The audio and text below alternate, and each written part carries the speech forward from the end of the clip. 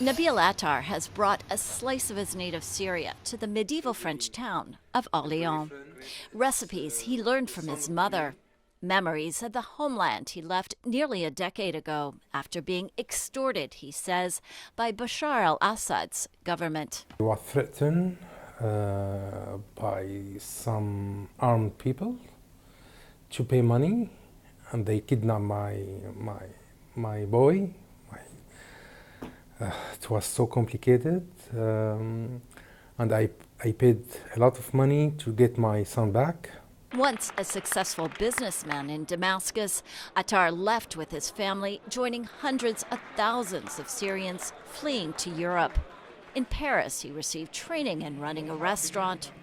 In 2018, he and his wife opened Naranj here in Orléans. The name means bitter orange in Arabic. The family received French citizenship. Attar says people here have been welcoming. We never had any problem. We never faced any, I don't like to use racism, but we never encountered that. Then came news earlier this month that Assad's regime had collapsed. It triggered celebrations in Orléans, including at Attar's restaurant.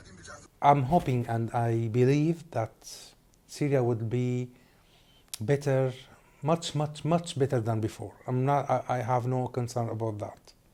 But Syria's regime change is sparking other concerns. Some European Union governments have frozen new Syrian asylum requests, arguing the Assad regime that triggered them no longer exists. France is studying the matter. And at a time of rising anti-immigration sentiment, some European politicians are going further, saying Syrian refugees should go home. Rights groups and many Syrians argue they still face threats. What is most important now should be the safety of Syrian refugees and of people that are seeking protection. This has to be prioritized over political interests. That debate is echoed in Orléans, where some Syrians are anxious about the new leadership in Damascus. I'm worried about the country. I'm worried about the future because they're extremists. Attar is more optimistic. And I know many people that are willing to go back because they couldn't integrate in the society. Asylum, if you have a real reason, they will get it.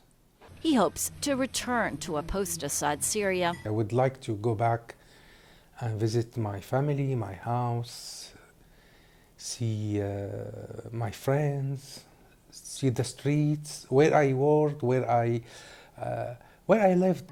But not for good. His life and future, Attar says, are now in France. Lisa Bryant, VOA News, Orléans, France.